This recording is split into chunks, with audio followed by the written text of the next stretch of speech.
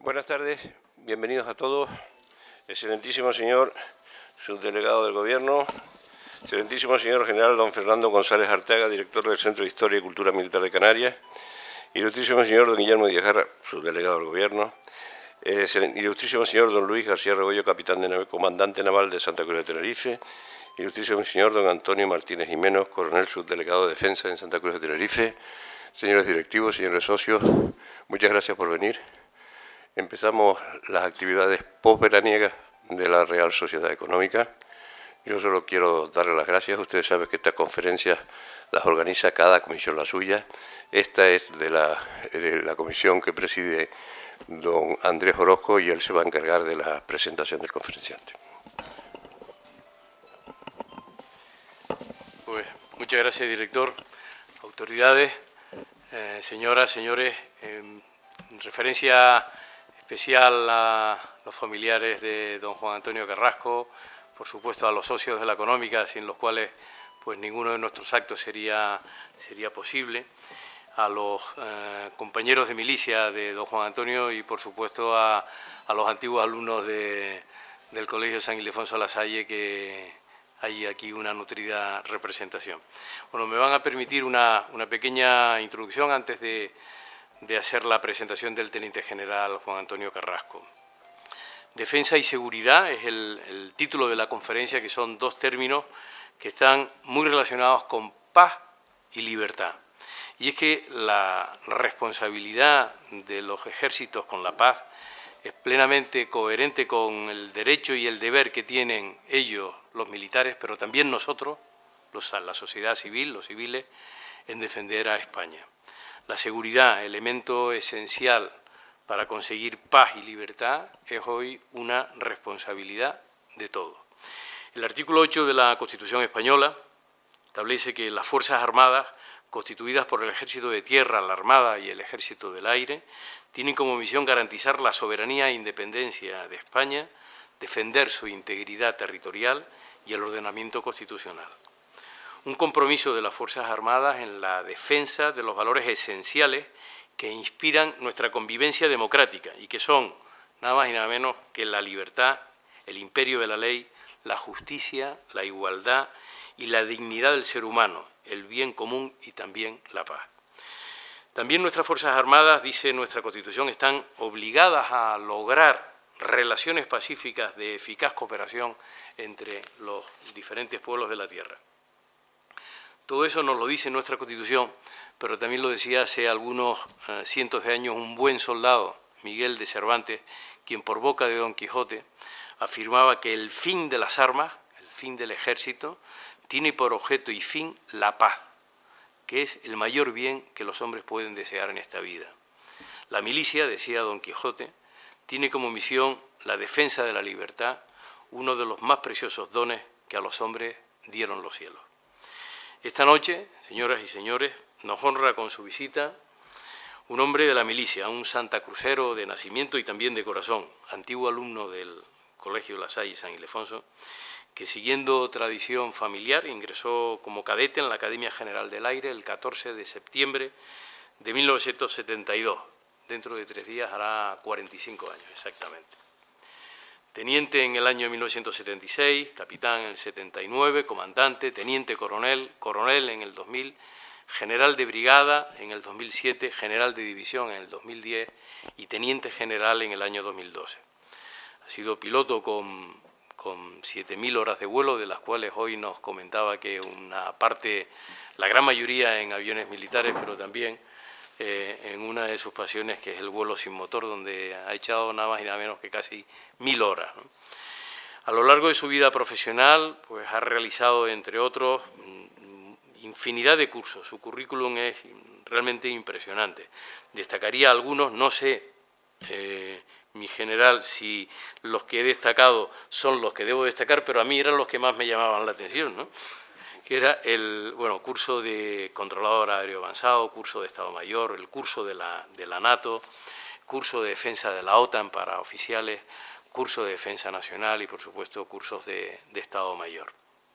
Sus destinos profesionales han sido también numerosísimos, en Escuela de Polimotores en la Base Aérea de Matacán, en Salamanca, Escuela Militar de Paracaidismo, Mando Aéreo de Combate, Academia General del Aire como profesor de vuelo y jefe de la Escuela Elemental y jefe del Escuadrón de Alumnos, División de Logística del Estado Mayor del Aire, Escuela Superior de las Fuerzas Armadas, Centro Superior de Estudios de la Defensa Nacional, jefe del Aeródromo Militar de Lanzarote y comandante militar de los aeropuertos de Lanzarote y Fuerteventura, jefe de la Base Avanzada de Apoyo de Herat en Afganistán, general jefe de la División de Planes de Estado Mayor y su último destino, jefe del Estado Mayor Conjunto de la Defensa, Estado Mayor de la Defensa, cargo en el que ha permanecido un tiempo de 5 años hasta su pase muy reciente a la situación de reserva.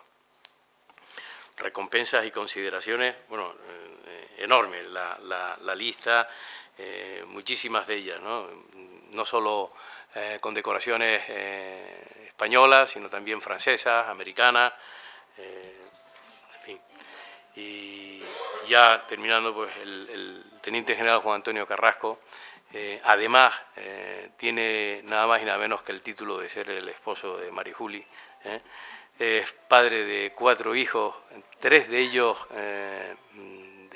con la carrera militar, uno además por aquello de que había que satisfacer a todos, uno en la Armada, otro en el aire y otro en tierra, es decir, que todos están al servicio de la patria. La verdad que cuando estábamos carteando, bueno, hoy a través del correo electrónico con Juan Antonio para pedirle el favor que viniera a acompañarnos y que estuviera con nosotros este día, yo después de ver esto le escribí que menudo servicio a España había hecho él con esta hoja de servicio, ¿no? Impresionante, ¿no? Y él me decía que, bueno, que se sentía honrado por ello y me hizo un pequeño juego de palabras y me dijo que el cadete se sentía muy orgulloso del teniente general y el teniente general también muy orgulloso de ese cadete que hace 45 años ingresaba en la Academia del Aire. Mi general, bienvenido y tienes esta casa está para ti y para todos los tuyos y cuando tú quieras. Compañeros y el Grupo La Salle. Como no podía ser menos. La verdad es que para mí representa hoy un momento muy especial esta conferencia por el motivo de venir a mi tierra natal. Y sobre todo porque cuando me llamó Andrés y me comentó el tema, debo decir que me satisfizo enormemente el reto de hablar de un tema que en ese momento no sabía de qué iba a hablar, lo digo sinceramente. Pero Andrés me fue apuntando algunas ideas y hoy, hablando con el excelentísimo señor presidente de esta Real Sociedad Económica y con Andrés durante la comida, pues la verdad es que digo, bueno, creo que hemos acertado o he acertado en lo que es el título de la conferencia. Y lo digo porque, y voy a empezar con una afirmación por encima de todo. Voy a hablar sobre 45 minutos y luego pues dejaré un tiempo para, si hay alguna pregunta, pues entrar en ello. Pero la primera cosa que debo comentar es que cuando hablamos de seguridad y defensa estamos hablando de una responsabilidad que no es de policías o guardia civil o militares, es responsabilidad de todos los españoles. Y esto es importante, coger el matiz de que la seguridad y la defensa es un bien común y es un bien que tenemos que defender todos. Cada uno desde nuestro posicionamiento, desde nuestro lugar de trabajo, desde nuestro empeño y de nuestros cometidos. Y eso es una de las partes más importantes que la Estrategia de Seguridad Nacional del año 2013, que recogía el testigo de la Estrategia Española Nacional del año 2011, pues intentó desde un principio con los grupos de trabajo de llevarla a cabo. Y primero, sobre todo, lograr lo que se llama un consenso político de lo que se iba a escribir en esa Estrategia de Seguridad Nacional. Es decir, implicarnos a todos en la seguridad y en la defensa de nuestro país, que es algo fundamental en los tiempos que estamos. Yo, además de esto, y antes de entrar en el índice de la conferencia, sí que me gustaría decir que es importante saber lo que tenemos encima o lo que nos viene encima. Y lo digo desde un punto de vista optimista. Decía Gregorio Marañón que el optimismo crea la aventura y el pesimismo la adversidad. Y lo dijo en unos tiempos donde había mucho que pelear y mucho que hablar. Pero hoy por hoy, el mundo que nos rodea, este mundo globalizado, es un mundo que evoluciona vertiginosamente. Perdón, al final el del móvil era yo. Perdonen, porque esto era para no dormirme y venía de la conferencia.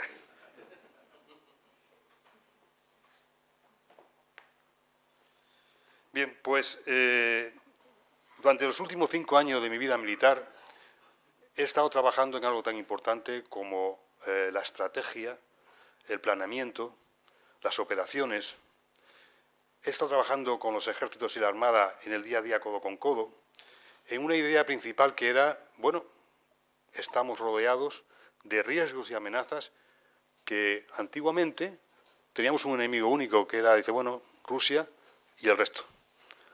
El famoso Pacto de Varsovia, el muro de Berlín se cayó, cayeron muchas cosas y el mundo sigue.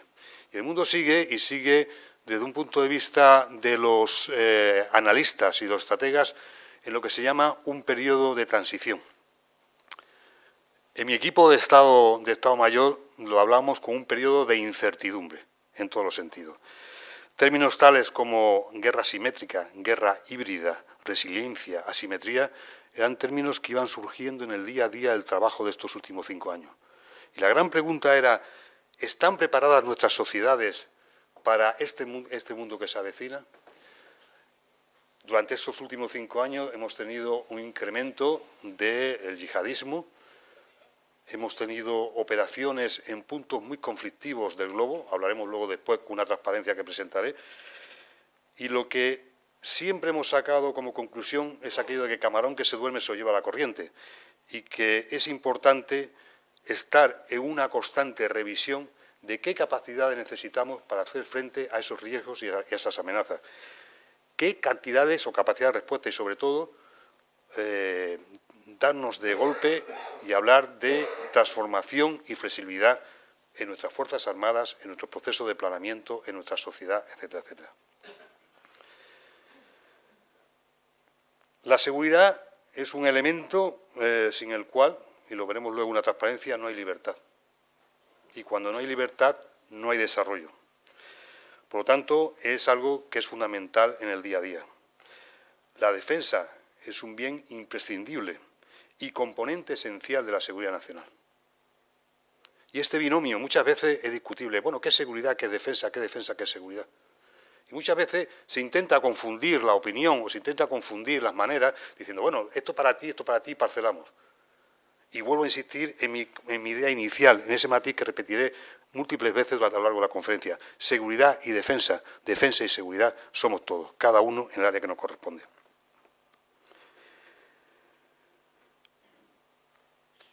Este va a ser el índice de mi conferencia.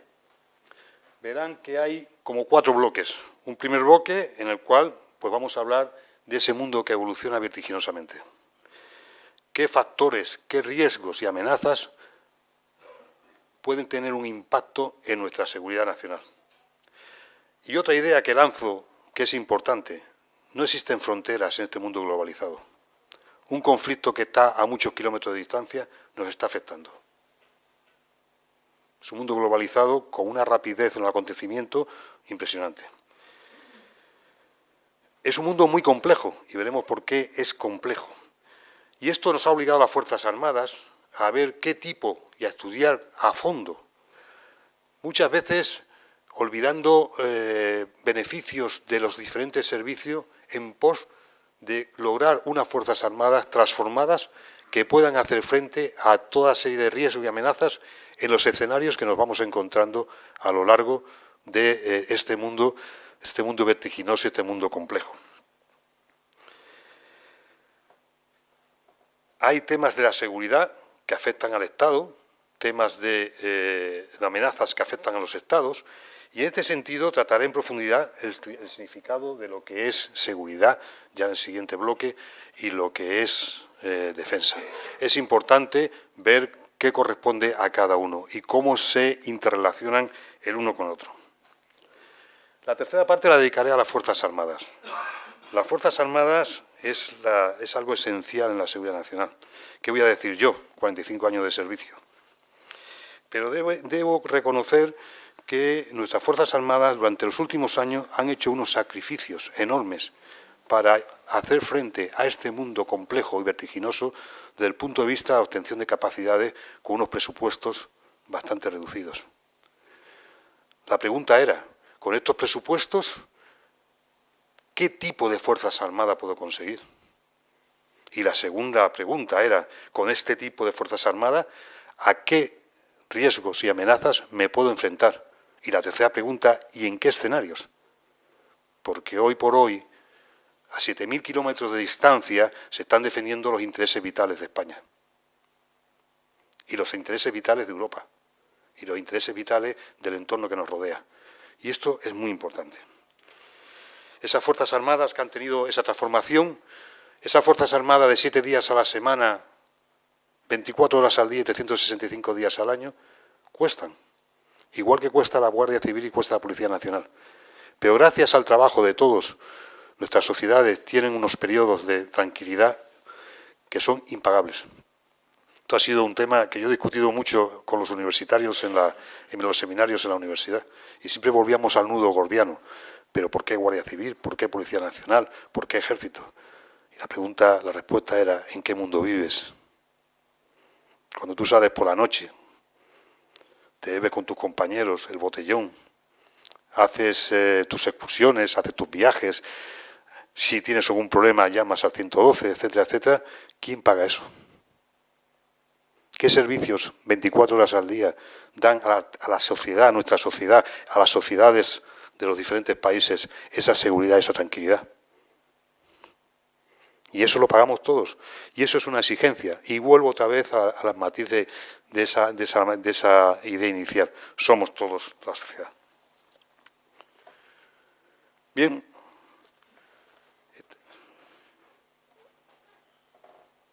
Cuando he hablado de ese mundo de transición, de ese mundo de incertidumbre, he hablado y comentado de que la situación mundial ha cambiado, la geopolítica ha cambiado ostensiblemente, pero ya no solamente los riesgos y amenazas, sino que cada día aparecen nuevos factores que potencian esos riesgos y amenazas. Estoy hablando de inmigraciones, el no control de las inmigraciones irregulares, el tema de las hambrunas, el tema de los cambios climáticos, el tema de enfermedades, el tema de países y estados fallidos que impiden que las juventudes de esos países puedan afincarse y sacar adelante sus familias y se producen esas migraciones masivas de las cuales estamos hablando tanto. ¿Y eso qué ocurre? ¿En qué se transforma eso? En diferentes escenarios, unos buenos, otros malos, unos nos afectan y otros no nos afectan. Pero al final aparecen en ese contorno estratégico nuevas amenazas. Y aparecen nuevas amenazas que tienen un colorido diferente. Y cuando aparecen esas amenazas, resulta que también aparecen nuevos entornos. ¿Quién nos iba a hablar hace unos años del ciberespacio? ¿O quién nos iba a hablar hace unos años de la guerra asimétrica? ¿O quién nos iba a hablar hace unos años del concepto de influencia? ¿O quién nos iba a hablar hace unos años del concepto de resiliencia? Temas que han surgido en este último lustro. Por lo tanto, todo eso lleva consigo que tengamos que tomar parte en cuál va a ser nuestro futuro, teniendo en cuenta esos riesgos de amenaza y cómo superar ese futuro y asegurarlo. Los tipos de conflictos. Antes, yo me acuerdo cuando entré en la academia y empezábamos a estudiar, y mis compañeros militares lo saben, que veíamos el muro de Berlín, el pacto de Varsovia, teníamos ejercicio de simulación, 12.000 aviones por un lado, no sé cuántos buques, no sé cuántos cuerpos de ejército, etcétera, etcétera. Esto ha cambiado. El anterior ministro de Defensa, don Pedro Morenés, me decía, general, mi legislatura va a estar soportada o dirigida a 3 puntos principales. Desarrollo de la inteligencia, desarrollo de la ciberdefensa y desarrollo de las operaciones especiales. Y decía, ministro, pero estamos de acuerdo, hay que ir a esa especialización, a esos temas, pero eso lleva implícito dinero, lleva implícito el recurso humano, que es la capacidad más importante que se tienen en la sociedad y en el ejército, por supuesto, en las Fuerzas Armadas. La capacidad más importante, la más dura y la más difícil de conseguir, de especializar y de preparar es el recurso humano. Un avión, un buque, un carro de combate, están ahí, perfecto. Pero ¿y el recurso humano que tiene que trabajar y sobre todo darle a ese recurso humano la formación ética, moral, social, de derecho y la especialista? Estamos fabricando los líderes del futuro. Y esos líderes hay que hacerlos en el día a día, con una demanda cada vez mayor de preparación y de exigencia para lo que tenga que venir. En definitiva, cuando analizamos, y yo recuerdo estos 5 años con auténticos estrategas y auténticos analistas, y veíamos qué escenarios venían o aparecían en los horizontes, las amenazas de cada uno de esos escenarios, terrorista o no, temas de disputas energéticas, estados fallidos, bases logísticas de esos movimientos terroristas, etcétera, etcétera. Bueno, pues nos damos cuenta que los conflictos, aquellos conflictos que hablábamos en un principio han cambiado completamente. Hoy un conflicto, pues un conflicto económico, energético, que nos afecta. El tema de Ucrania es un ejemplo magnífico. Cuando empezó toda la problemática de Ucrania con la Federación Rusa, Europa tembló, Alemania tembló por el tema de la energía y los inviernos que se le venían encima. Y yo recuerdo un seminario de la Unión Europea que un ponente de ese seminario hizo una pregunta: sí, todo está muy bien, estamos asegurando que el petróleo o el gas que nos viene, pero ¿estaría Europa dispuesta a derramar sangre por esa seguridad energética? Y allí se hizo un silencio, pero auténtico sepulcral, ¿eh? Porque realmente se tiene conciencia de que dependemos unos de otros y que cualquier movimiento de cartas automáticamente afecta a uno y otros. Es muy interesante esa reducción. Bien, como consecuencia de eso, pues nos dimos cuenta de que las Fuerzas Armadas enfocaban nuevos cometidos y misiones.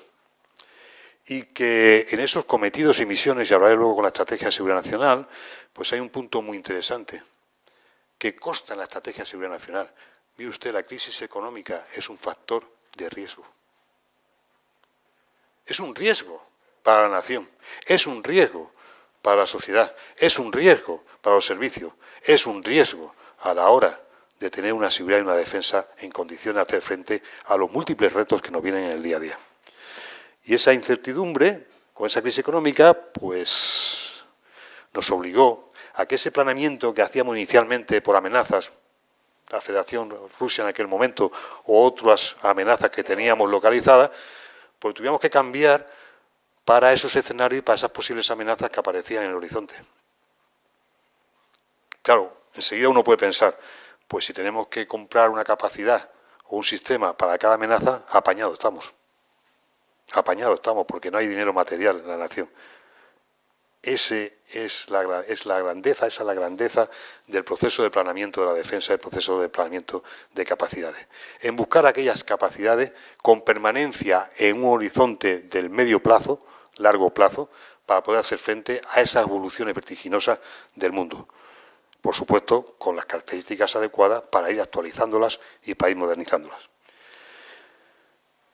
Y al hilo de todo esto, pues vino esa decisión por parte del jefe de Estado Mayor de la Defensa de, bueno, es fundamental transformar nuestras Fuerzas Armadas. Y en eso hemos estado durante estos 5 años. Y puedo asegurar que ha sido un trabajo apasionante. Muchas veces no entendido, muchas veces muy discutido. Pero cuando se habla de futuro, un político americano, que ahora mismo no me acuerdo cómo se llamaba, dijo: la gente que trabaja para el futuro son mirados como egoístas por el resto de la gente. Y esto aplicable a lo que es la seguridad de defensa, nunca hay que rebajar el nivel de egoísmo, precisamente para que los ciudadanos, para que la nación tenga una seguridad y una defensa adecuada a sus intereses, a sus componentes y al camino y al punto y al enclave que tiene en el mundo de hoy. Bien, aquí hay una serie de puntos que sí que me gustaría ver, porque ese periodo de transición del que hemos hablado, ese elevado ritmo de cambios, esa globalización. Nos hemos cansado durante la última década de hablar de globalización y los efectos de la globalización en los estados, en las naciones. Pues al final ha traído esa complejidad, una complejidad que además se ha visto, por así decirlo, incrementada por tres variables fundamentales. Una es la actividad terrorista, un clave de amenaza como la actividad terrorista, el crimen organizado, el impacto de las migraciones masivas y tráficos ilegales, que nos están costando mucho dinero lo que estamos haciendo en el Mediterráneo y en muchos sitios. Defendiendo las puertas de Europa, teniendo en cuenta que lo que viene son gente necesitada.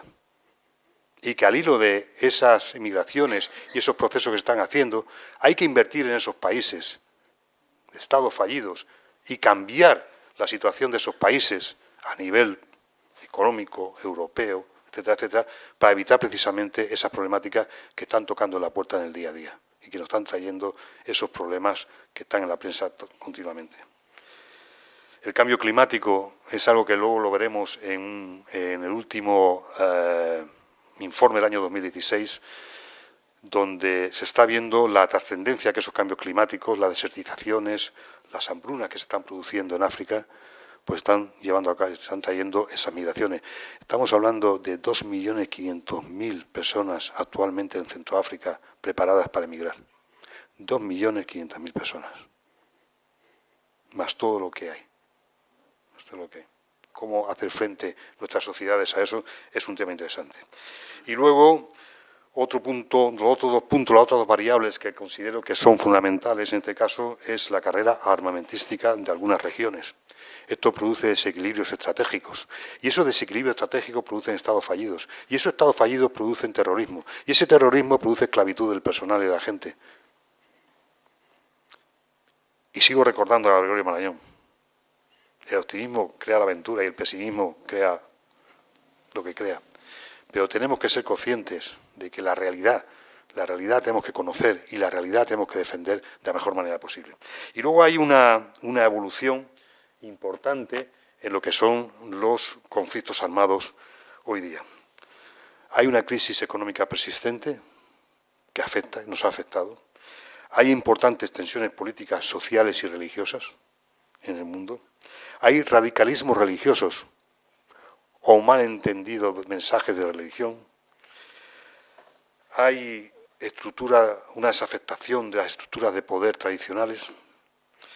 Hay una creciente importancia de esas zonas que no tienen control gubernamental como bases logísticas de movimientos terroristas. Hay una importancia creciente de las áreas urbanas como puntos de conflictos, en lo que se llama el enfrentamiento asimétrico conocido en el mundo militar. La importancia del ciberespacio. Cuando yo me incorporé al Estado Mayor de la Defensa, hablábamos del ciberespacio y nos miramos a la cara y decíamos, madre mía. 2 años después se había creado el Mando Conjunto de Ciberdefensa. Meses después, con el Centro Criptológico Nacional, con el CNI, con diferentes organismos que tenían muy claro el ciberespacio y la problemática que se nos venían encima, hicimos unas cuantas reuniones y nos dimos cuenta de que el amplio espectro que tiene esto es impresionante. Que puede tirar abajo la economía de un país, la situación energética, la conducción energética y eléctrica, etcétera, etcétera. Y que se está invirtiendo en este campo miles y miles y miles de millones para tener una capacidad de detectar un ataque cibernético, de analizar, lo que decimos nosotros, una capacidad forense para analizar qué tipo de amenaza, y la tercera, si tú me das, yo te doy. Si tú me das, yo te doy. En Alemania hace escasamente un año no había ese mando de ciberdefensa. Hoy 4.500 personas, entre ellos militares, civiles y universitarios, trabajan codo con codo para hacer frente a una amenaza que esta mañana me preguntaba un periodista, pero ¿eso existe? Digo, mira, cuando el río suena, agua lleva. Pero te puedo asegurar que yo he visitado China, he estado en China, he estado en muchos países y eso existe. Y los ciberataques se están produciendo sin ningún tipo de pudor. La cuestión es hasta dónde tengo yo el compromiso de gastar para poder hacer frente a esto. Bueno, otros temas importantes pues son las tendencias de las operaciones multidimensionales. Cuando se ha producido este choque entre la OTAN y Rusia, bueno, pues los rusos han respondido con nuevas técnicas, tácticas o estrategias, podríamos decir. Ha aparecido el concepto de negación de área. ¿Y eso qué significa? Mira, yo estoy aquí, tú estás allí, pero si tú quieres intervenir en este país en el cual yo tengo intereses, yo voy a procurar que tú no puedas intervenir. ¿Y cómo? Por influencia, una resiliencia de los ciudadanos de ese país, el tema de confundir tu sistema de mandos y control, el tema de mover en la media, que es una de las potencias, una de las armas más potentes que existe ahora mismo, la media. Qué difícil es, ante un aviso en la media, desmentirlo. Un aviso que tiene 10 o 12 palabras. Y luego hay que emplear ríos de tinta para poder desmentir esas 10 o 12 palabras. Y no siempre se consigue.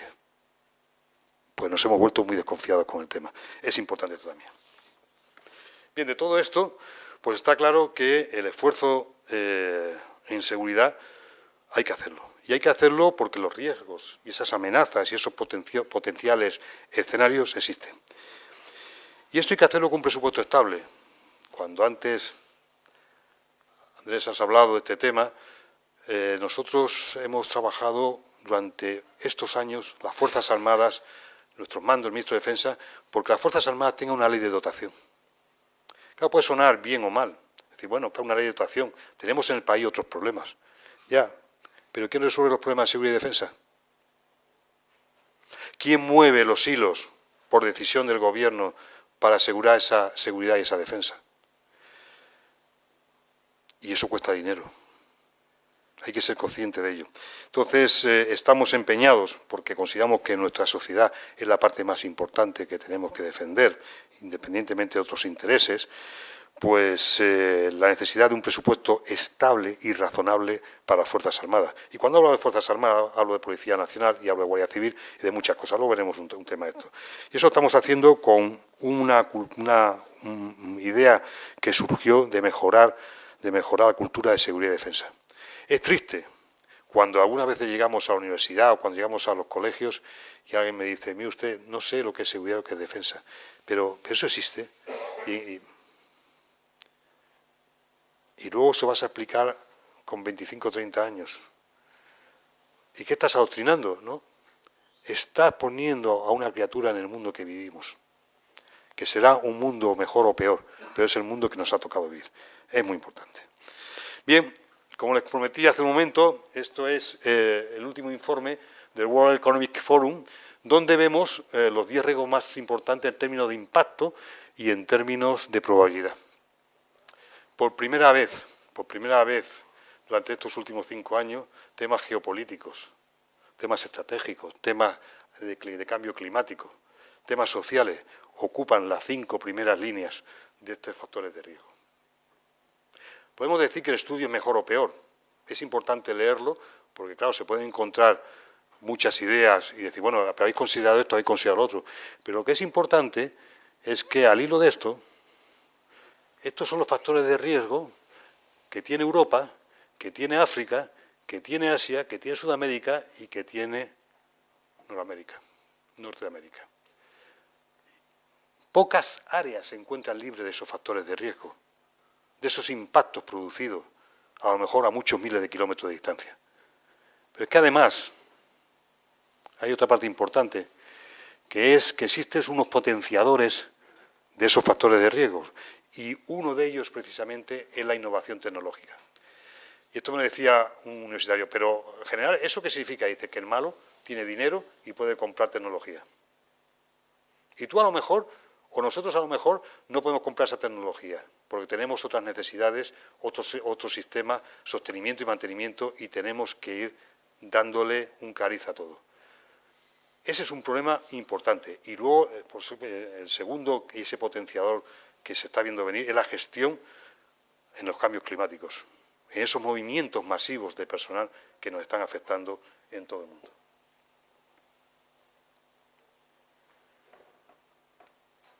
Bueno, cerrado el mundo que se nos echa encima, el mundo que evoluciona, pues vamos a ver ahora la seguridad como elemento fundamental.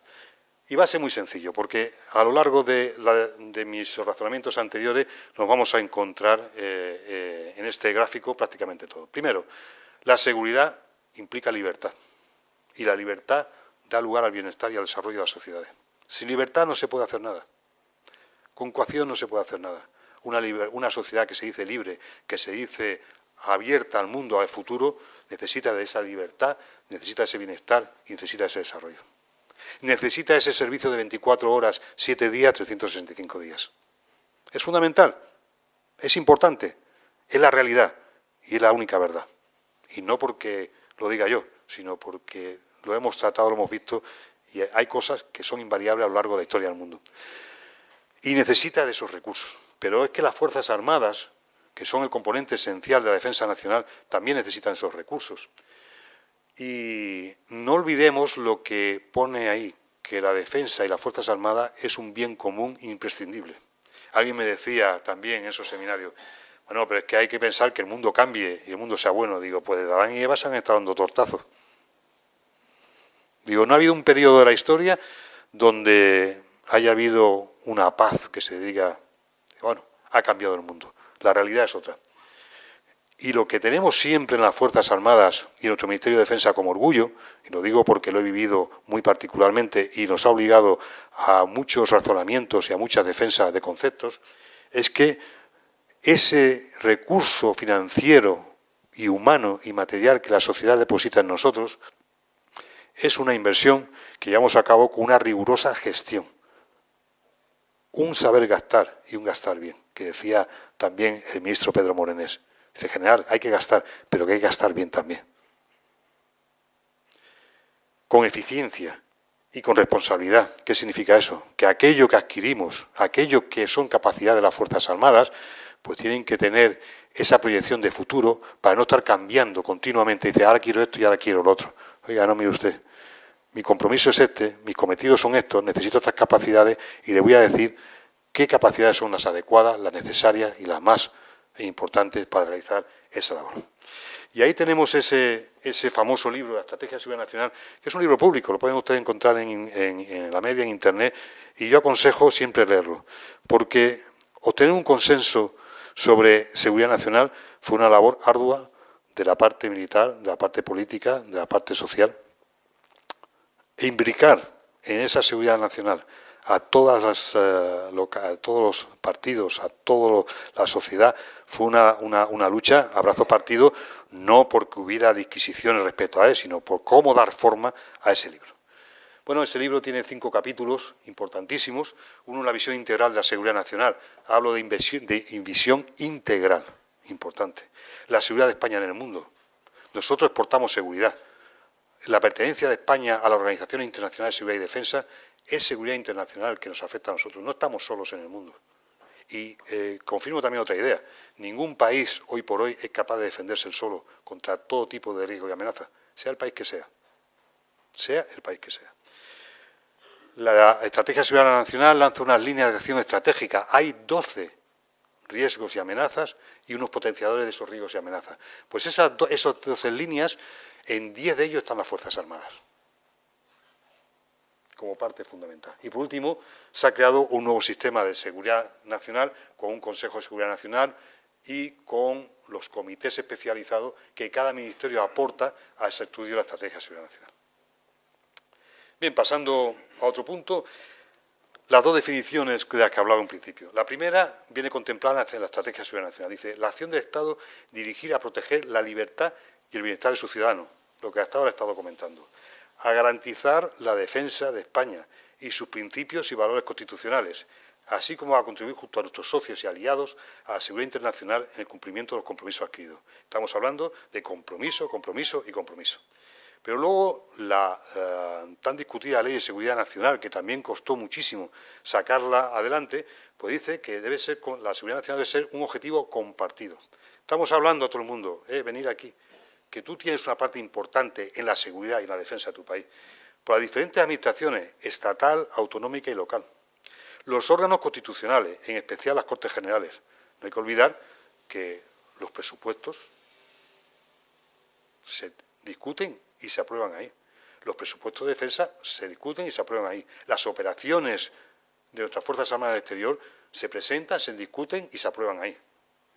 El sector privado y la sociedad civil, porque de ellos estamos recibiendo continuamente esa ayuda que necesitamos.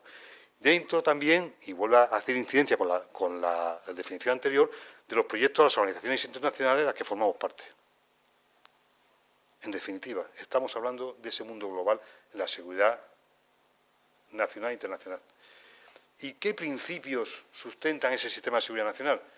Un liderazgo, en lo que se llama un impulso de dirección política de la presidencia de gobierno. ¿Por qué? Porque es el presidente del gobierno el responsable de la política de defensa. Del desarrollo, el ministro de Defensa. Y de llevarla a cabo las Fuerzas Armadas, el jefe de Estado Mayor de la Defensa.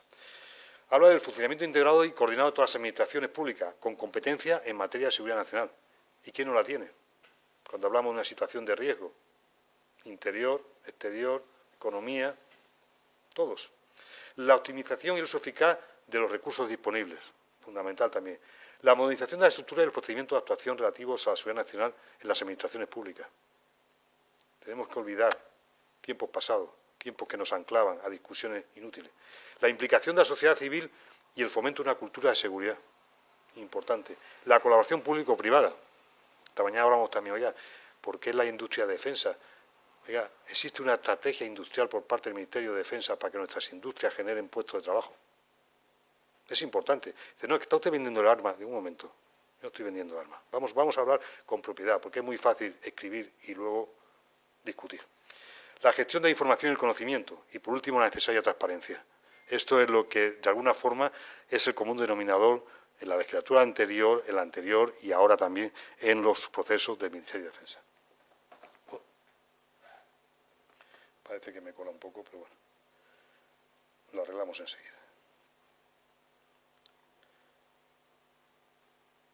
Bien.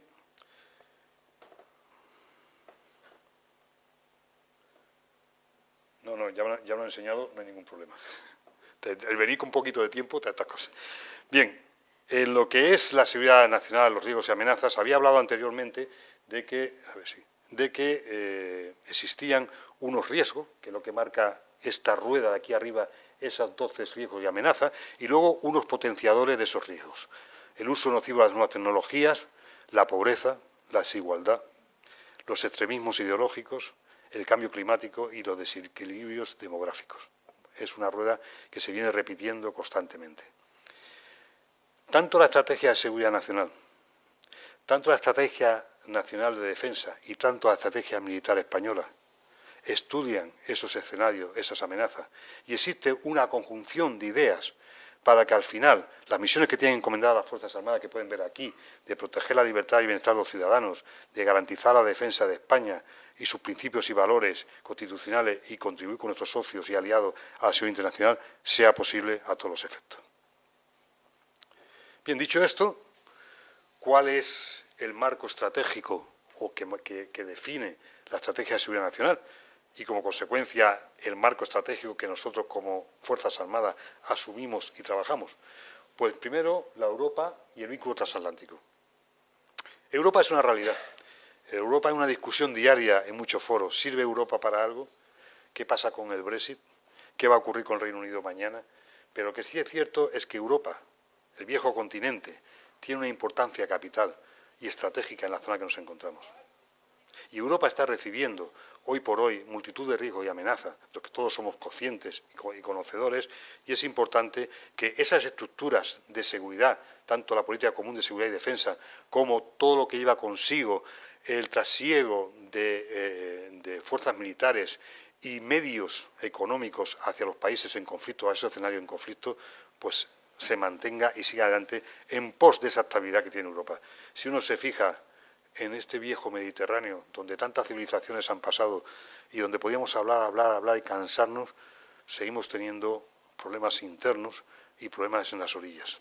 Y uno de ellos es esa demografía que existe incontrolada. Si hablamos de África, estamos hablando del Magreb, estamos hablando de la zona del Sahel, estamos hablando del Cuerno de África, importantísimo a la hora de defender nuestros intereses. Cuerno de África, ¿cuántos años llevamos defendiendo nuestros pesqueros, la seguridad de nuestros pesqueros en esta área? ¿Cuántos años estamos defendiendo y trabajando con los países norteños de África, como puede ser Marruecos, Mauritania, Túnez, Egipto y Argelia, para que precisamente los riesgos de los que hoy hablamos y que discutimos estén cada vez más hacia el sur? No estamos exportando riesgos hacia el sur, estamos evitando que esos países se radicalicen. Y se nacen foros como el 5+5 o el diálogo mediterráneo, donde continuamente se va trabajando en esa línea. Con Estados Unidos, pues digamos lo que digamos, es un principal aliado de hace ya mucho tiempo. Es importante a la hora de esas organizaciones internacionales como la OTAN y la Unión Europea. Hispanoamérica, ¿cuántos intereses tenemos nosotros en Hispanoamérica? ¿Y cuántos posibles estados fallidos pueden aparecer? ¿Cuántas reuniones bilaterales estamos realizando con países como Chile, Argentina, a nivel de Fuerzas Armadas, Brasil, con Colombia? Ahora mismo tenemos una operación de control de entrega de armamento en Colombia. ¿Cuántos y cuántos militares y cooperantes nuestros están por todos esos países? ¿Defendiendo qué? Pues precisamente lo que dice abajo, la defensa de los intereses y valores estratégicos de España en el mundo, que es un objetivo de la seguridad nacional. Bueno, y ahora vamos al último bloque. Este bloque, no es que diga yo, me gusta más porque no, está todo ligado, pero sí que es importante dos pensamientos. Uno, que las Fuerzas Armadas están al servicio de la sociedad. Nuestro primer compromiso, por encima de todo, es la defensa de nuestros intereses, de nuestra nación, por encima de todo. Es algo que está en la Constitución, es algo que está en la Ley de Seguridad Nacional, es algo que está en nuestras ordenanzas, es algo que está en muchos, en la Ley 5/2005 de Defensa Nacional. Y nos sentimos orgullosos de servir a nuestros ciudadanos. Pero claro, ahora viene siempre la gran pregunta. Todo eso, y vuelvo otra vez a decir, implica que las Fuerzas Armadas deben tener la capacidad de respuesta precisamente para esa defensa. Tenemos unos valores, nadie lo duda. Unas reales ordenanzas con un código ético y de exigencia personal. Pero como tiene toda la sociedad. Las Fuerzas Armadas han nacido de la sociedad. No son unos entes que aparecieron por aquí y dijeron, aquí estamos. Somos sociedad, nacemos en la sociedad. Nos alimentamos en la sociedad. Vivimos en la sociedad. Somos parte de la sociedad. Entonces, bueno, todos tenemos que arrimar el horno. Pero además tenemos una cosa importante por encima de todo. El alistamiento. Esto es una prioridad. Es decir, estar siempre preparados para ir allí donde se nos requiera. Hoy por hoy, las Fuerzas Armadas tienen una capacidad y una vocación completamente expedicionaria. Podemos estar en Afganistán, en Irak, en la República Centroafricana, en el Sahel, podemos estar en Colombia, podemos estar en las agrupaciones navales, Mar del Norte, el Mediterráneo, en muchos sitios, hombres y mujeres, 24 horas al día. Y es importante. Pero eso implica también un sostenimiento de esas capacidades. Esto es algo que siempre se discute. Mire usted, cuando usted compra un avión, o compra un buque, o compra un carro de combate, nos vamos a lo que es algo tan sencillo como, ¿se imagina usted un iceberg flotando en el mar? ¿Y qué flota del iceberg? La puntita. Es verdad que cuando te pegas con esa puntita, tenemos ejemplo, pero lo que hay abajo, pues esto mismo ocurre con las capacidades militares. La parte de arriba visible es el contrato y la compra. Lo que hay abajo, esa gran superficie que está, que no se ve, es el sostenimiento de esa capacidad, el mantenimiento, el ciclo de vida logístico y la baja de ese sistema el día de mañana, que también cuesta dinero dar debajo un avión o un buque o un carro de combate. Es importante saberlo. Y luego tenemos, por terminar, una decidida voluntad de utilización. Es decir, estamos para lo que estamos. No se tiene unas Fuerzas Armadas y una seguridad, y no se tiene una Guardia Civil y una Policía Nacional que pasen y desfilen. Estamos para lo que estamos. Y lo tenemos asumido desde el momento en que entramos en la academia o en el centro de formación.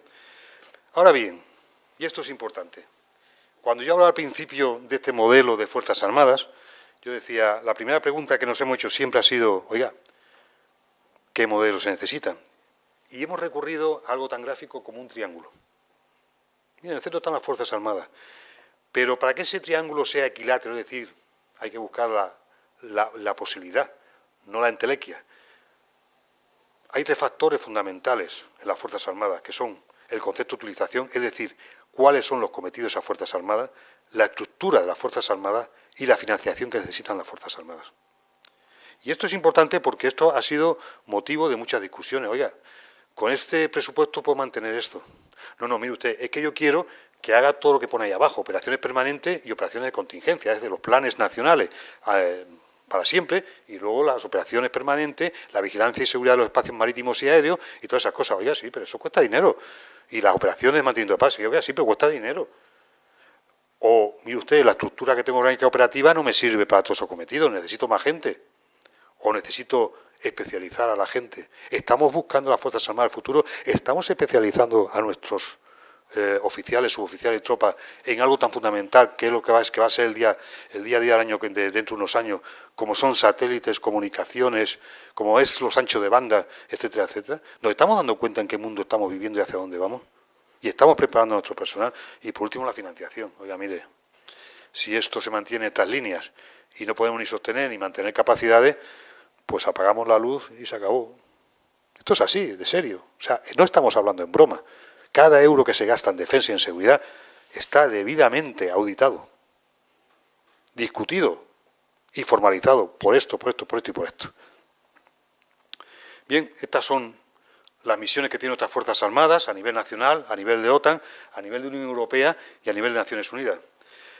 Es importante la de Constitución, artículo 8 del que hemos hablado, está ahí. Pero también está el concepto estratégico de Lisboa del año 2010, donde dice, oiga, la OTAN, a la cual pertenecemos, tiene tres áreas fundamentales, tres misiones: la defensa colectiva, la gestión de crisis y la seguridad cooperativa. Y lo que estamos haciendo en el día a día con la OTAN.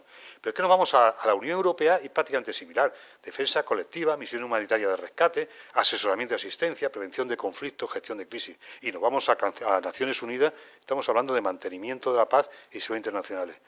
Pero, dicho esto, yo me voy a este gráfico que me he permitido introducir. Mire, esta es la situación de nuestra gente, 2.000 y pico, 2.783 españoles desplegados a fecha de ayer. Fíjese las áreas, la cantidad de misiones tanto de la Unión Europea como de Naciones Unidas, como de la OTAN, cooperación con Francia en Mali, cooperación con la coalición internacional que está operando en Irak y en Siria. Todo eso es lo que está haciendo nuestra gente. 2.783 españoles ahora mismo, a los cuales hay que mantener un soporte logístico, etcétera, etcétera, etcétera. Bueno, volvemos a... Dicho esto, pues cuando he estado hablando de capacidad militar, y voy terminando ya, cuando estamos hablando de capacidades militares, de sistemas, etcétera, etcétera, lo primero que estudiamos son los escenarios posibles de crisis, como he dicho antes. De aquí pasamos a cuál es nuestro nivel de ambición. Indudablemente, hoy por hoy, ningún país se puede emplear dinero en todo tipo de capacidades. ¿Pero qué hacemos? Uno pone una cosa, otro pone otra. Nos vamos coordinando y nos vamos supeditando una a otra y veremos ahora el porqué. Vemos una situación de planeamiento genérica, vemos qué operaciones militares van a ser las posibles y, por último, decidimos esas operaciones militares qué tipo de capacidad necesitamos. Pero lo hacemos desde un punto de vista de análisis, que es este, de un punto de vista de enfoque integral. Dice, ¿y eso qué es? Dice, mire usted, cuando hablamos de un material, vamos a comprar, por ejemplo, un avión, hay que ver el tipo de avión que hay que comprar, la infraestructura que va a necesitar ese avión. Hay que mirar el recurso humano que va a demandar. Hay que mirar el adiestramiento que necesita ese recurso humano. Hay que hablar de qué doctrina, cómo va a ser el proceso de trabajo de esa capacidad. Y, por último, en qué organización va a estar basada. Es decir, que volvemos al iceberg, esa puntita que podemos decir, compro esto, y detrás va todo eso. Y es importante ver que este proceso de planeamiento, que teníamos inicialmente de 4 años y ahora lo hemos alargado a 6 años. ¿Y por qué? Pues muy sencillo, porque 4 años vimos que no era tiempo suficiente para solapar los cambios de gobierno y de los cambios de legislatura. Es decir, se nos quedaban cosas pendientes de una legislatura a la otra. ¿Y eso qué implicaba? Pues que había un corte entre llego, me entero, apruebo, continúo, etcétera, etcétera. Tuvimos una serie de discusiones al final, dije, bueno, pues tiene que ir a 6 años. Se aprobó, perfecto. Segunda derivada. En los años 70, cada ejército, la Armada, planificaba sus propias capacidades.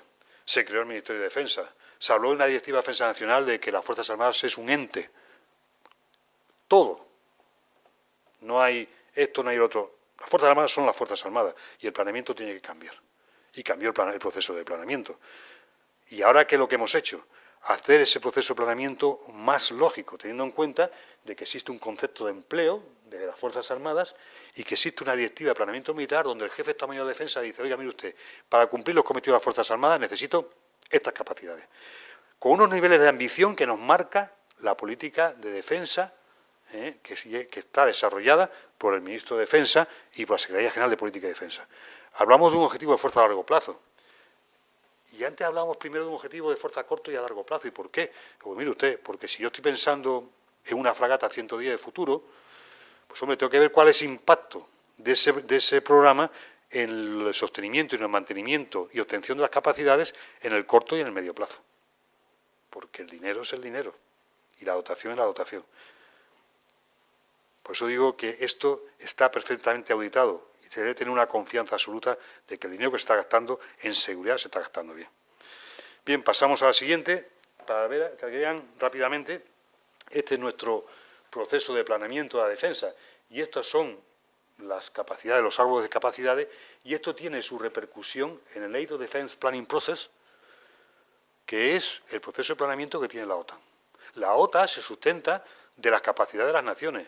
El inventario que tenemos nosotros de capacidad en las Fuerzas Armadas es empleado también y es comprometido para la OTAN. Pero es que además también el Development Capability Plan de la Unión Europea. Es decir, cuando hablamos de no, es que estamos en la Unión Europea, estamos en la OTAN, estamos en esas organizaciones internacionales de defensa porque debemos estar, porque tenemos que crear seguridad internacional para crear seguridad nacional y porque además ningún país es capaz, como he dicho antes, de defenderse y adoptar toda serie de capacidades por sí solo.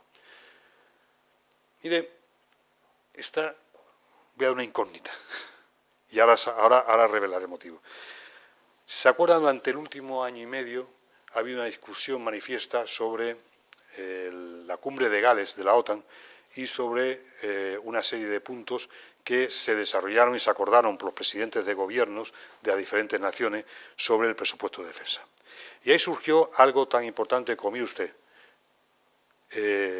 para que la OTAN pueda funcionar y pueda hacer frente a todo tipo de los compromisos que tiene actualmente, el presupuesto de defensa, los países deben adoptar un 2% de su PIB para capacidades y para desarrollo. Claro, esto es muy duro decirlo, solamente hay 3 o 4 países ahora mismo en OTAN que lleguen a esa posibilidad. Solamente.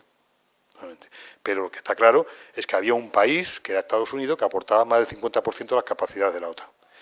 Claro, como decía que el tío Sam, es bueno, es tonto, pero tanto no.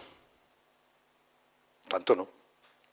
Y eso es claro, llega el nuevo presidente Donald Trump y dice, mentalidad industrial, mentalidad de empresario. Aquí vamos a ver si trabajamos todos en la misma línea.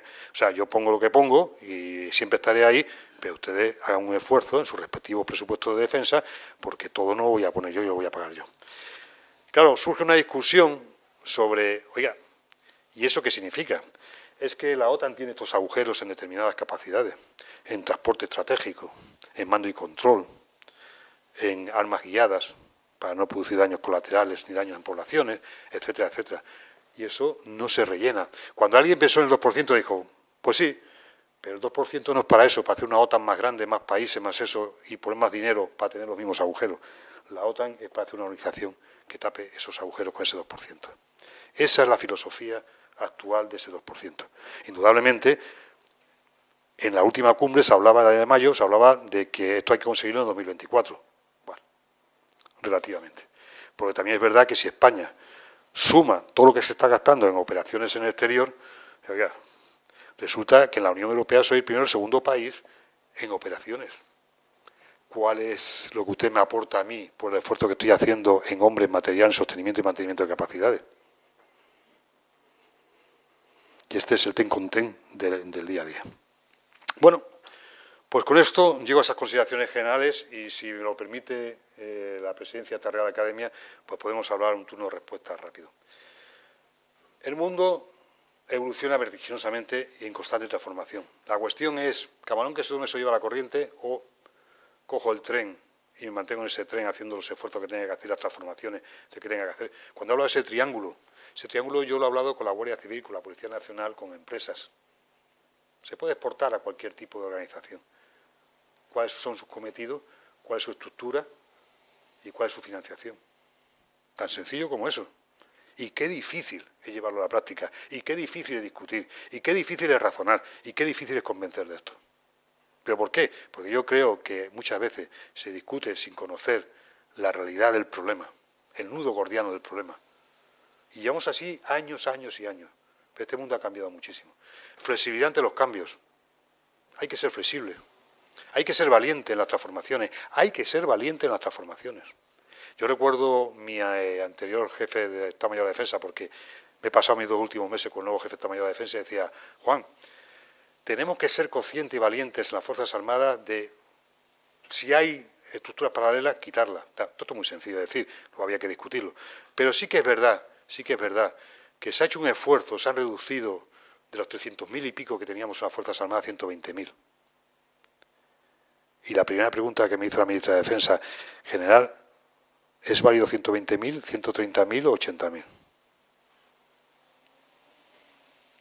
Esa pregunta parece fácil. Ya, ministra, los cometidos son estos.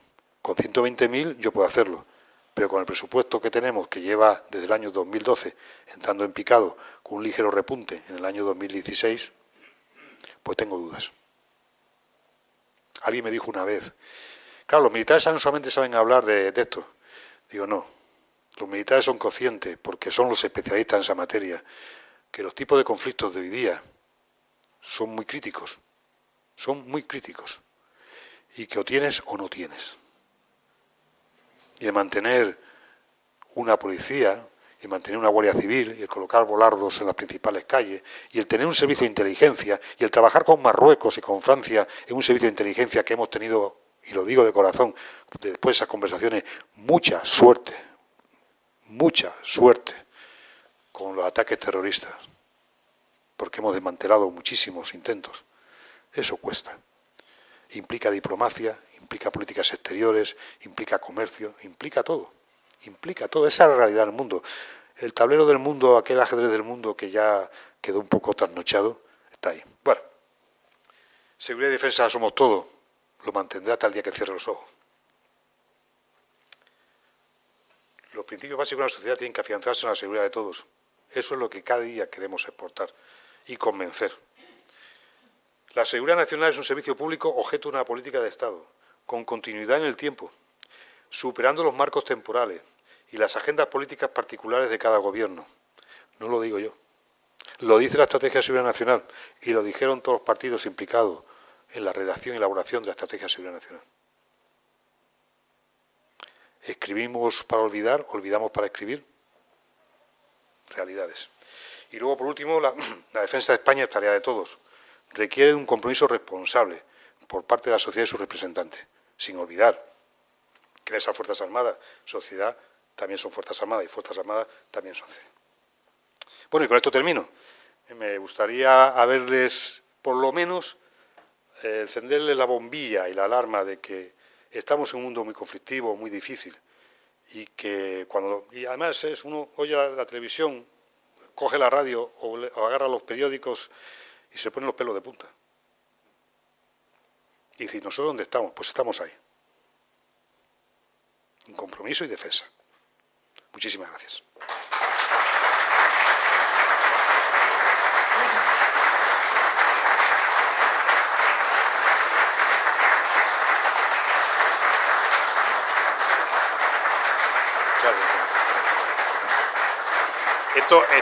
Esto es jugar en casa, ¿eh? O sea...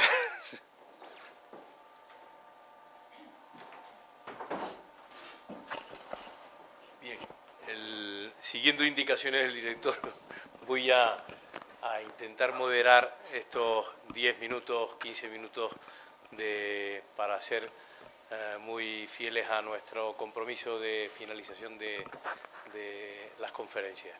Primero que nada, felicitar al general Carrasco, que ha sido excelente la disertación que ha hecho. Se ha entendido perfectamente y yo creo que ese era uno de los objetivos, ¿no? y seguro que preguntas tendremos muchas. Entonces yo pediría, tenemos 2 micrófonos a disposición de ustedes, si levantan la mano, pues vamos dirigiendo el micro hacia quien tenga que hacer la pregunta o quiera hacer la pregunta. Juan José García. Bueno, esto más que una pregunta es una especie de adivinanza. Si se puede, se contesta, y si no, no. Por ejemplo, cuando hemos ido los compañeros aquí a Santander y oyes una Isa, una folía, se te saltan las lágrimas. O cuando ves una selección de fútbol, de baloncesto, el himno nacional, se me saltan las lágrimas. Y estas tonterías de viejo ya, pues me hacen pensar diferente a como pensaba antes, ¿no? Y me está ocurriendo una cosa de hace un par de semanas que no le encuentro lógica, pero que me está ocurriendo es un hecho. Y yo, aprovechándome de que estás aquí, pues, si puedes, que será difícil, me digas una cosa. ¿Qué puede ocurrir el día de la locura del 1 de octubre en España? Sí. No, creo que no. ¿Está Moisés? Por favor.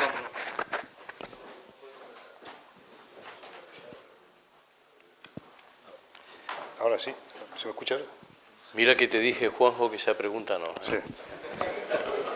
Yo me esperaba algo de eso, pero viniendo de ti, Juanjo, ya bajo al ruedo. Sí. Te voy a decir una cosa. Yo soy optimista en que al final la cordura tiene que llegar porque vivimos unos tiempos muy crudos y difíciles con muchos problemas para introducir más problemas. Y creo que el gobierno de España y los partidos tienen las ideas claras sobre qué hacer y qué no hacer. Es otra problemática más, es otro momento de la historia de España de cuánto hemos salido y seguiremos saliendo. Lo que pasa es que, claro, todo esto crea una alarma social tremenda y crea rabia en determinados sectores de la universidad, de la sociedad, que dice, oiga, ¿esto qué es? Pero yo confío, como decía Gregorio Marañón, de que al final el optimismo traerá la aventura. Así que ponte las pilas y a trabajar. A ver, siguiente pregunta, por favor. Adelante. Buenas tardes. Gracias por toda la explicación que nos dio.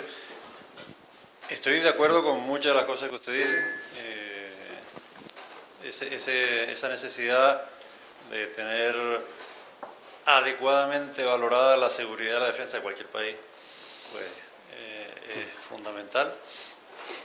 Y con respecto a las amenazas que usted, si no recuerdo mal, empezó la presentación por ahí, quisiera que me pudiera ampliar un poquito más cómo maneja la amenaza de la migración, porque realmente estará de acuerdo conmigo en que es un agua turbia o una arena movediza o algo así, porque considerar la migración una amenaza.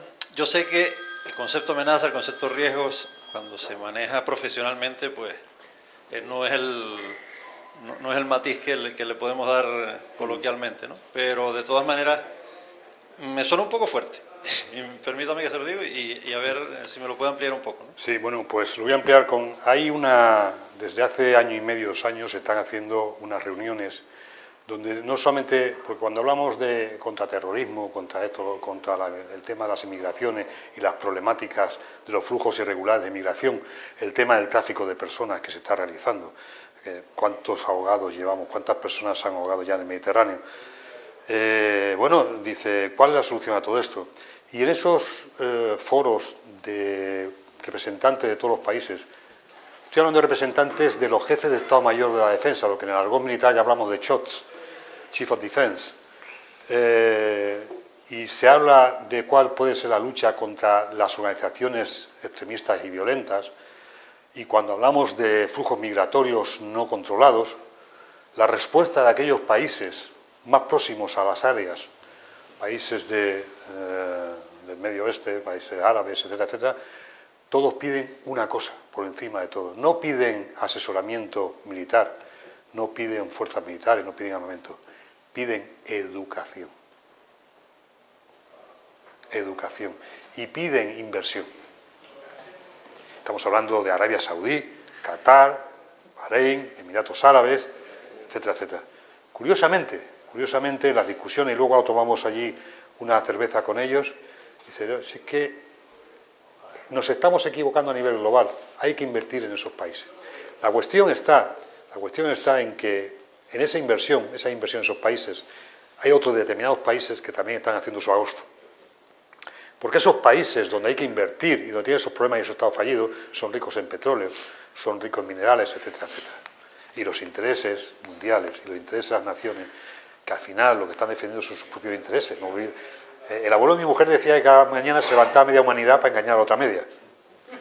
Pues esto, parecido. O sea, ¿cómo detener esos flujos migratorios? Es muy difícil. Si uno nos ponemos en el caso de decir, yo estoy ahí, yo en Nigeria o en Níger o en el Chad, y en la televisión, porque claro, esta mañana hablaba con los periodistas, con Carmelo, digo, yo estoy en Afganistán, que en teoría están en la Edad Media, y siguen en la Edad Media. Son sociedades tribales, pero son sociedades tribales con antena parabólica y móvil. Y claro, allí ven y dicen, oye, ¿cómo viven en el otro lado? Y eso lo ve un muchachito que está por ahí perdido, que no sabe qué futuro tiene, y a lo mejor la familia paga el viaje para que pueda hacer algo el día de mañana en eso. O se va al cabeza de familia y se pone a trabajar aquí en España, en Francia, eso es cuando puede traer a la familia. Esa es la realidad del mundo en que vivimos. Entonces, eso es imparable si no ponemos remedio. ¿Cuál es la problemática? ¿Cuál es el nudo gordiano? Cuando yo estudiaba planeamiento, siempre decíamos, hay que descomponer el problema en problemas menores, y esos problemas menores buscarle las soluciones. El grupo de soluciones te da la solución final. ¿Qué hacemos? ¿Pararlos en Turquía, en Grecia, en el Mediterráneo, o invertir y trabajar en esos países? ¿Y con qué miras? ¿Con qué ideas? ¿Y con qué apertura de horizontes? Y mientras tanto me tengo que defender. No sé si responde a su pregunta, pero la realidad es que hoy por hoy, para esos flujos migratorios y lo que hay detrás, claro, hay que ver que son mafias que están llenando dinero. Y estamos en las fragatas nuestras últimamente. Ya hay nacidos en la fragata que tienen el nombre de Pepito, o Juanito, o Fernandito. Porque el médico era Fernando, Juanito, Pepito.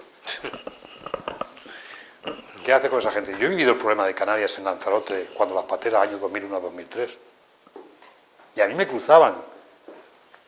Cuando iba a Costa Teguise, me cruzaba una noche y me empezaban a cruzar gente que había desembarcado. Y llamé al capitán del puesto de Guardia Civil y dice, mi coronel, pues vaya, dice, están desembarcando por 7 puntos diferentes. Dice, vamos para arriba y para abajo, ¿qué hacemos? ¿Qué hacemos? Y realmente estamos responsabilizados como sociedades para resolver esos problemas, para aportar, que no es lo mismo que cooperar o algo así. Bueno, me ha extendido mucho la contestación. Muchas gracias. Una siguiente pregunta, por favor.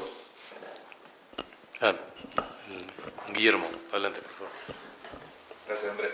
Cuando pongo el pie por la espalda, soy Guillermo de Ajerra, soy delegado del Gobierno. Quería, en primer lugar, agradecer a la Junta de la Real Sociedad que me hayan invitado y permitido compartir con ustedes esta tarde, y, por supuesto, felicitarle en general por la ponencia tan ilustrativa y nos ha iluminado, no nos ha encendido ninguna alarma, a mí al menos, sí nos ha iluminado y ha dado suficiente información como para valorar mucho más en la labor de las Fuerzas Armadas, y en su persona quiero transmitirle el agradecimiento, lógicamente, por todo lo que están haciendo por todos nosotros.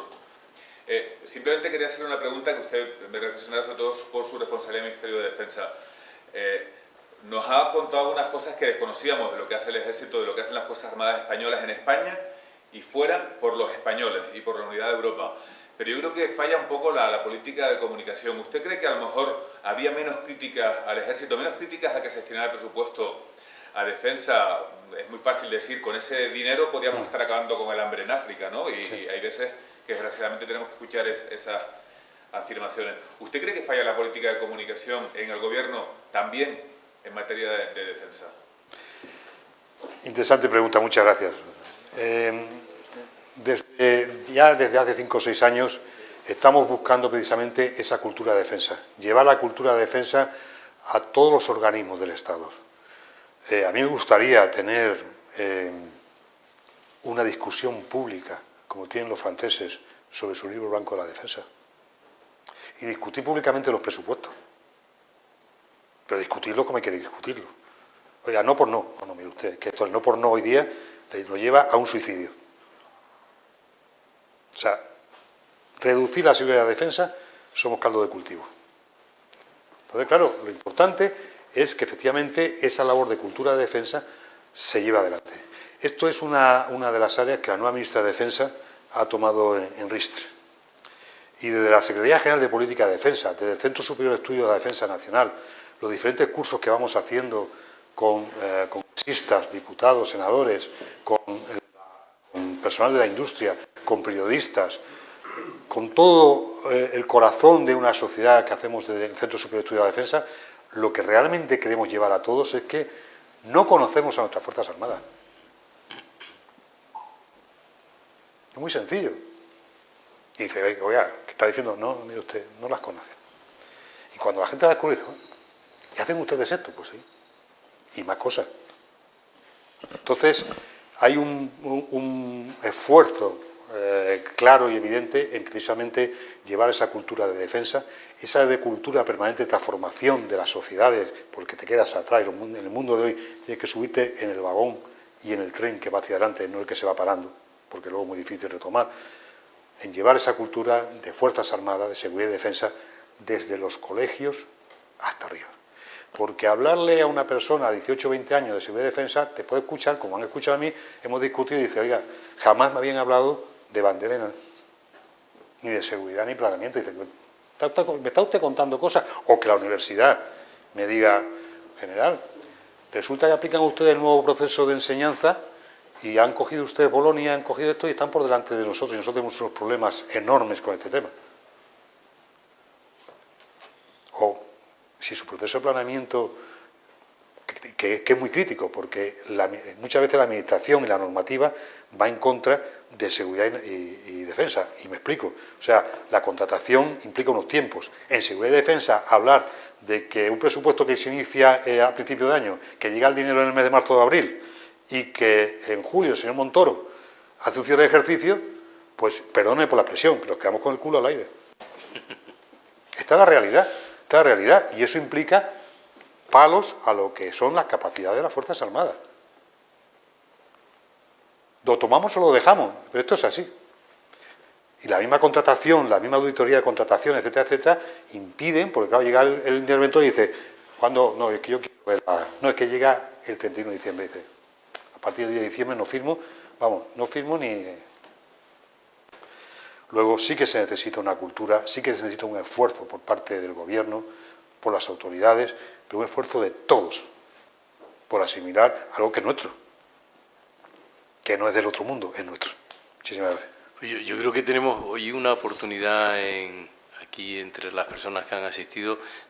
Tengo identificados a 2 directores de colegios que pueden, 3 directores de colegios que pueden sumar como 3.000 y pico alumnos que seguro estarían encantados de recibir a una representación de la milicia y que nos cuenten lo que hoy el general nos ha contado, ¿no? Yo creo que es muy interesante. Muchas gracias por la conferencia. Y yo lo que echo de menos, Fernando González Arteaga, director del Centro de Historia y Cultura Militar. Yo soy optimista por naturaleza y tengo plena confianza en las Fuerzas Armadas. Sé que de lo que podremos ser capaces, sé que estamos en estrecho contacto con nuestros aliados, con los ejércitos más modernos, sé que lo que cuesta dinero se puede comprar y lo sabremos utilizar. Y nos pueden pegar un palo y nos pueden sorprender, pero nos recuperaremos, porque estamos metidos en todos los sitios importantes, estamos cerca de todos los elementos de decisión y conocemos y tenemos gente muy preparada. El único flanco que veo es la educación. Y como ha salido varias veces lo de la educación, hay un compromiso de verdad, cuando decimos defensa somos todos, para que desde los colegios, porque yo puedo entender, o sea, a mí lo que me da pena, yo lo he dicho muchas veces, traer un conferenciante para que dé una conferencia a 20 coronales en la reserva, que ya estamos convencidos, no es mi misión es llegar a los colegios y llegar a la universidad. En esas mesas de seguridad y defensa, en ese compromiso, no se puede llegar a eso, porque yo puedo entender incluso que un profesor me diga que por libertad de cátedra o porque él piensa distinto, no. Bueno, pues déjeme un espacio, deme unas horas, deme unos créditos para que yo pueda ir allí a exponer a los españoles por qué y en qué creo. Y que por lo menos todos estos españoles reciban esa formación. Buscar un espacio para educar, porque si no, esa guerra como la perdamos será definitiva. Sí. Completamente de acuerdo, pero además es que hay una cosa muy sencilla. Se pueden tener las ideas y además es enriquecedor tener ideas diferentes y discutir las ideas, pero lo que no se puede es engañar, coaccionar o que no se le dé a una criatura desde el principio esa libertad de la que tantos hablamos, de elegir, de conocer y de buscar y de desarrollar su vida el día de mañana. Enséñale todo. Enséñale todo. Si no hay miedo, no hay miedo al futuro, hay miedo al pasado. Hay miedo al pasado. Y el pasado es eso, es ver las raíces, ver todo y tal. Hay que buscar siempre el futuro y lo que, vuelvo a insistir, decía Gregorio Marañón, en tiempos convulsos miras hacia adelante con optimismo. Hay que ser optimista porque eso es labor de todos. Si no, vamos. Perdón, una última pregunta para Carlos Sierra. La respuesta a tu provocación, nada. Bueno, buenas tardes. Pues nada, esto de tener moderador y ponente, compañero de pupitre, pues tienen estos riesgos que nos conocemos. Nada, felicitar a la institución por esta charla. Juan Antonio pues no nos sorprendió. Tengo que decir que te has superado en el coloquio al alto nivel de tu intervención inicial y que alguna respuesta ha sido magnífica.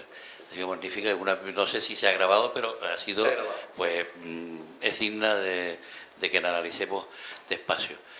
Yo antes ya de aceptar el reto de Andrés, quiero aprovechar una cosa. Ese pacto político fue antes de surgir los partidos emergentes. Estos nuevos partidos que hoy en día están igual de unidos en ese compromiso de defensa nacional. Pero bueno, pero vamos a ver, mira, yo en mi curso de defensa nacional he tenido como alumnos, bueno, alumnos no, siempre decimos que son concurrentes a los cursos, personal de todos los partidos, componente de todos los partidos, y hemos discutido estos términos. Y luego al planteamiento de Andrés y el tema educativo. Yo tengo que decir que llevo un discurso en los últimos tiempos que a algunos les molesta. Yo comparaba nuestro plan de estudio, que de los 6 días laborables, el sábado era laborable, con eso librábamos una tarde, creo que teníamos 34 horas de clase. Actualmente secundaria y bachillerato tienen 30 teóricas, primaria 25, de las cuales 2,5 son de recreo, quedan 22,5 y no han incluido una serie de cosas. Yo creo que uno de los grandes problemas es el poco horario escolar, aunque las federaciones de APA dicen que los niños están mucho tiempo en el colegio. Bien. Eso es otra guerra. Seguramente si tuviéramos más horas, pero es que encima a la carga lectiva nos han dado a los colegios unas obligaciones que antes no teníamos y que la mayoría de los profesores además no estamos enfermados. La educación vial, la educación para la salud, la educación sexual, etcétera, etcétera. Entonces, con tantas cosas, al final no sabemos cuándo vamos a tener horas para enseñar a leer y escribir. Y no digamos ya lo de las 4 reglas. En fin, se acepta el reto. Existe muchas posibilidades. Yo te estaba escuchando y estaba tomando nota. Hay muchas cosas. O sea, yo creo que no debe ser un tema para incluir en el currículum, pero sí hay muchas maneras transversales o ciclos. Los colegios recurrimos muchas veces pues a semanas de lo que sea, y habrá que buscar, igual que se llevan distintos profesionales a los colegios, y yo creo que la secundaria, bachillerato, la formación profesional es un nivel donde el alumnado tiene ya una edad para que le hagamos pensar en estas historias. O sea, tu respuesta de cómo se gasta el presupuesto y esa historia de todas las misiones donde estamos es un reto que tiene. Hombre, la escuela es el sitio inmediato, pero hay muchos medios de comunicación, la televisión, internet, donde está todo. Y ahí también tiene que ser el Ministerio de Defensa algo, alguna guía didáctica que nos facilite a nosotros el trabajo. Mi querido amigo y compañero, te respondo muy rápidamente. Cuando hablas de la Estrategia de Seguridad Nacional anterior y los partidos que había, ahora hay una revisión de la Estrategia de la Seguridad Nacional que está desde el mes de abril-mayo, donde están todos los partidos actuales. Punto uno. Punto dos. Cuando hablo de educación, yo sé que se necesita un gran pacto de la educación. Se necesita un gran pacto de educación. Recuerdo aquellos tiempos donde un profesor se manejaba 50 alumnos y aprendíamos en una enciclopedia todo lo que había por ahí. Pero también es verdad que cuando hablamos de educación y se nos llena la boca de decir la educación tiene que ser una educación integral. Y ese es el gran pacto que hay que llevar a cabo. Y cuando hablamos de cultura, defensa y cómo desarrollar cultura de defensa, yo no estoy pensando solamente en el Centro de Estudios Superiores de Estudio de Defensa Nacional o en cursos, por supuesto, estoy hablando en la televisión. O sea, a mí me fastidia muchas veces cuando se aproxima el Día de las Fuerzas Armadas, entonces empiezan a aparecer los sketches sobre las Fuerzas Armadas.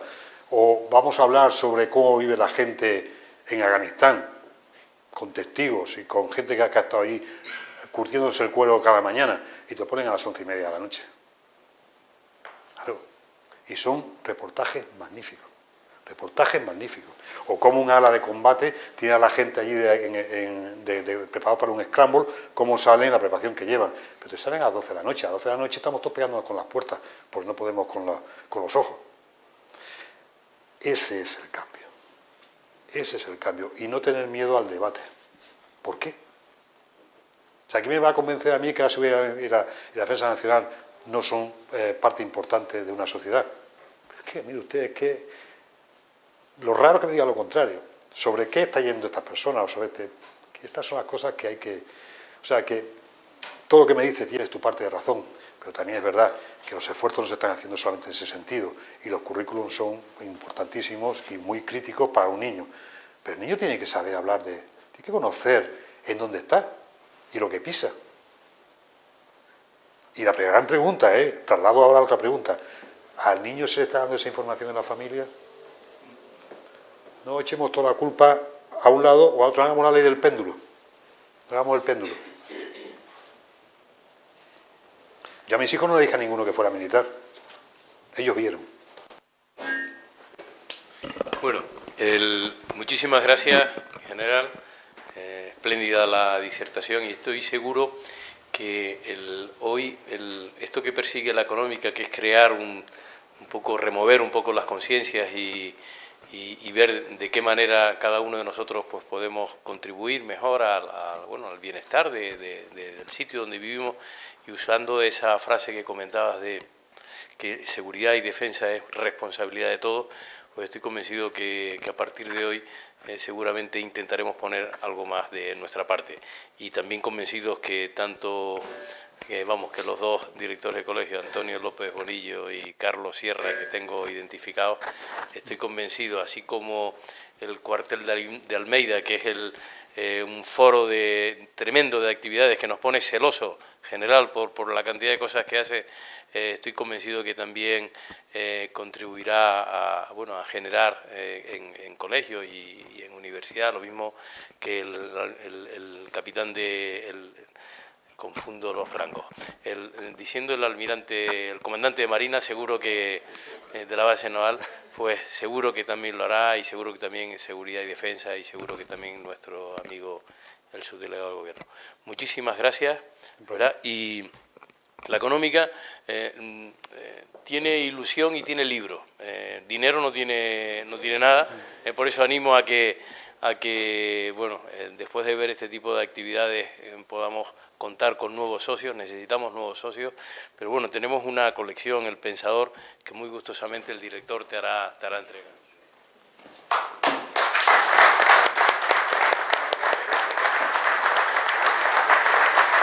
Muchísimas gracias. Muy bonito.